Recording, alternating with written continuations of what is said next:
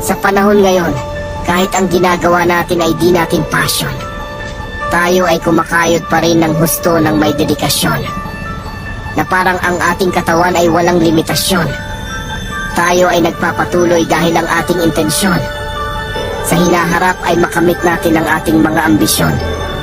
At ang ating mga mahal sa buhay, sa kahirap ay may ahon. Sakripisyo ang tawag sa ganon at walang mali doon. Pero ang mali, madalas sa paghahanda natin para sa kinabukasan, nakakalimutan na nating mabuhay sa kasalukuyan. Nakakalimutan na nating maging masaya ngayon. Nakakalimutan natin na yung ngayon ay kinabukasan ng kahapon. Ito ay isa sa mga araw ng ating buhay at maaaring ito din ang huli. At kung anong meron at nasaan tayo ngayon ay pangarap lang natin dati. Kaya madalas